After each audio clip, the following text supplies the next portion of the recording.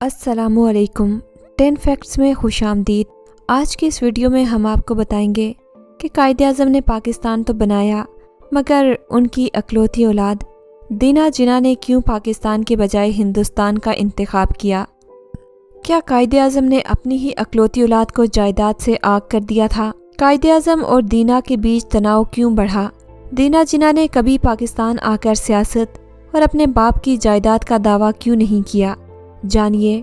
मज़ीद आगे बढ़ने से पहले आपसे गुजारिश है कि 10 फैक्ट्स को सब्सक्राइब कीजिए और नीचे दिए गए बेल के आइकन को भी दबा दें ताकि आने वाली मज़ीद दिलचस्प वीडियोस आपको मिल सकें।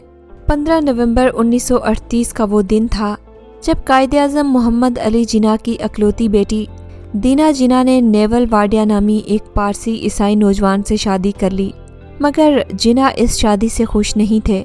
दीना जिन्ना को इस शादी से रोकने की तमाम कोशिशें की गईं।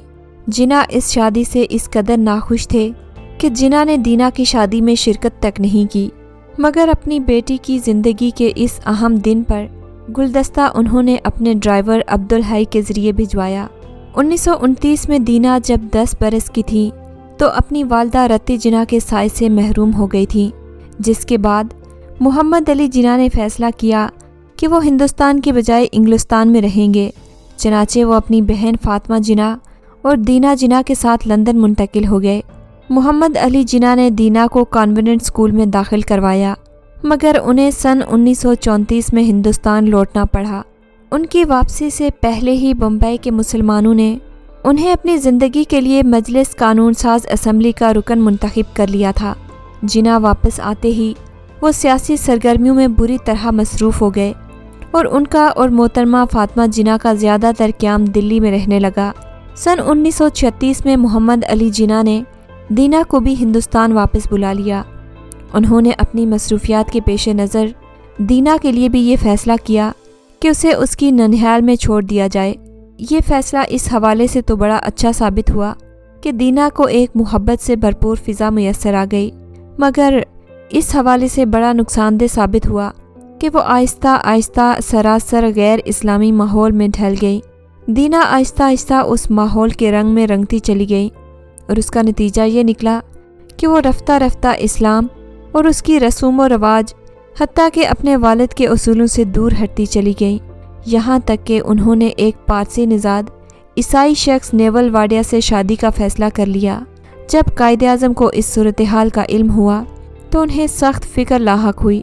उन्होंने पहले तो खुद दीना को इस रविश पर चलने से रोकना चाहा, उन्हें समझाया बुझाया, अफ़ाम व तफ़हीम से काम लेकर उसे अपने ख़यालात पर नज़रसानी करने की तरगीब दी। उसके बाद उन्होंने मशहूर मुसलमान रहनुमा मौलाना शौकत अली के ज़िम्मे ये काम लगाया कि वो दीना को इस्लाम के उसूलों और उनकी अहमियत से रोशनास करवाएं, मगर वो भी अपनी तमाम तर कोशिशों के बावजूद दीना के ख़यालात में तब्दीली पैदा करने में नाकाम रहे। कायद-ए-आज़म के एक दोस्त ने अपनी सवानेह हयात में लिखा, जिन्ना ने हस्बे मामूल अपने शाही अंदाज में दीना से कहा, हिंदुस्तान में लाखों मुसलमान लड़के मौजूद हैं और वो जिसे पसंद करे उसी के साथ उसकी शादी कर दी जाएगी। इस पर दीना ने जो हाजिर जवाबी में अपने बाप से बढ़कर थी बर्जिस्ता कहा, अब्बा जान, हिंदुस्तान में लाखों मुसलमान लड़कियां मौजूद थीं, आपने उनमें से किसी एक के साथ शादी क्यों नहीं की थी? भरपूर इसरार के बाद भी जब दीना जिन्ना गैर मुस्लिम से शादी करने से बाज न आई तो कायद-ए-आज़म ने अपनी बेटी से कहा, बेटी, तुम जानती हो कि तुम्हारे सिवा मेरी कोई और औलाद नहीं। मुझे तुमसे जितनी मोहब्बत है इसका अंदाज़ा लगाना तुम्हारे लिए मुमकिन नहीं। मेरा बेटा भी कोई नहीं, इसलिए ले देकर ज़िंदगी में तुम ही मेरी आरज़ू और तमन्नाओं का मरकज़ हो।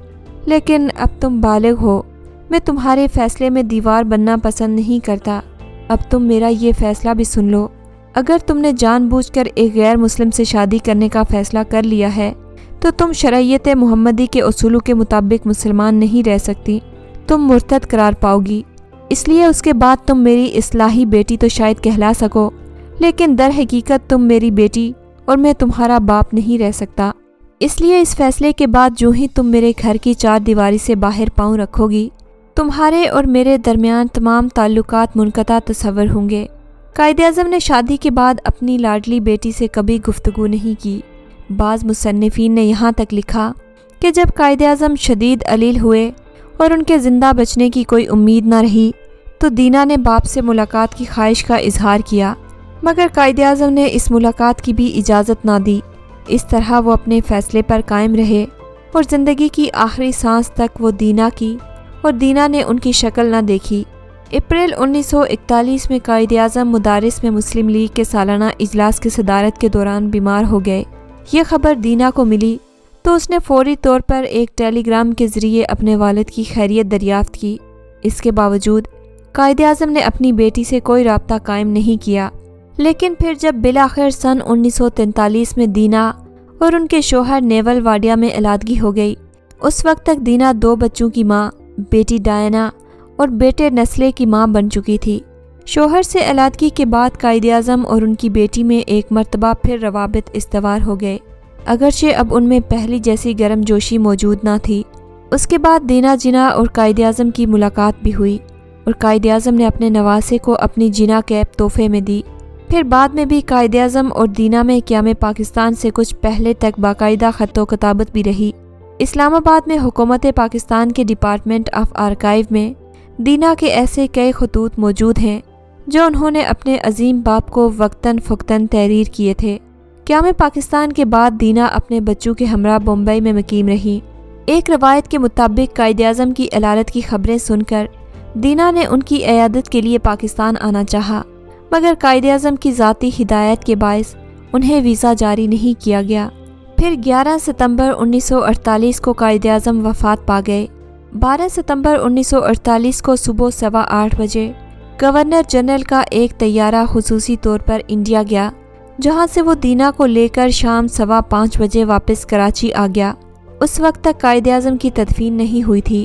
دینا کے بیان کے علاوہ قائد اعظم کی تدفین کے موقع پر دینا جنا کو ایک چارٹرڈ پرواز کے ذریعے انڈیا سے بلوایا جانا بھی اس امر کا مزید ثبوت ہے کہ قائد اعظم اپنی بیٹی کی شکل دیکھنے کے بھی روادار نہیں تھے۔ قائد اعظم کی تدفین کے اگلے روز 13 ستمبر 1948 کو محترمہ فاطمہ جناح اور دینا واڈیا فلیگ سٹاف ہاؤس تشریف لے گئیں، جسے نہ تو قائد اعظم نے خود تعمیر کروایا تھا اور نہ ہی اس میں کبھی رہے تھے۔ قائد اعظم کی وفات کے 55 برس کے بعد 23 مارچ سن 2004 کو دینا جنا ایک مرتبہ پھر سے پاکستان تشریف لائیں۔ اس مرتبہ وہ پاکستان اور انڈیا کے درمیان کھیلی جانے والی ایک روزہ کرکٹ سیریز کے آخری میچ کو دیکھنے کے لیے پاکستان آئی تھیں اور انہیں اس دورے کی دعوت پاکستان کرکٹ بورڈ کے چیئرمین شہریار خان نے دی تھی۔ ان کے ہمراہ ان کے بیٹے نسلے واڈیا، بہو اور پوتے نیس واڈیا اور جہانگیر واڈیا بھی تھے۔ پاکستان میں انہیں سرکاری مہمان کا درجہ دیا گیا اور یہاں ان کے اعزاز میں کئی تقریبات منعقد ہوئی۔ 26 مارچ سن 2004 کو محترمہ دینا واڈیا اپنے والد قائد اعظم محمد علی جناح کے مزار پر حاضری دینے کے لیے کراچی تشریف لائیں، جہاں انہوں نے 56 برس بعد اپنے والد کے مزار پر پھولوں کی چادر چڑھائی اور کچھ دیر احتراماً خاموش رہی۔ انہوں نے مہمانوں کی کتاب میں اپنے تاثرات درج کیے کہ آج کا دن میرے لیے انتہائی دکھ اور حیرت انگیز دن ہے۔ خدا کرے کہ یہ قائد اعظم نے پاکستان کے لیے جو خواب دیکھا تھا وہ شرمندہ تعبیر ہو۔ اس موقع پر انہوں نے اپنی پھوپھی محترمہ فاطمہ جناح کے مزار پر بھی حاضری دی اور مزار قائد کے کمرہ نوادات کو بھی دلچسپی سے دیکھا۔ انہوں نے اسٹیٹ گیسٹ ہاؤس میں مختلف شخصیات سے ملاقاتیں بھی کیں اور 7 گھنٹے قیام کے بعد ممبئی واپس روانہ ہو گئیں۔ 2 نومبر 2017 کو دینا جنا 98 سال کی عمر میں نیو یارک میں وفات پا گئی۔ دینا نے کبھی پاکستان آ کر قائد اعظم کی سیاسی جانشین بننے کی کوشش نہیں کی اور نہ ہی ان کی جائیداد سے کوئی حصہ مانگا۔ شاید وہ نہیں چاہتی تھیں کہ ان کی وجہ سے ان کے والد کے نام پر کوئی بھی آنچ پہنچے۔ یہ تھی ہماری آج کی ویڈیو۔ امید ہے آپ کو پسند آئی ہوگی۔ اگلی ویڈیو تک کے لیے اللہ حافظ۔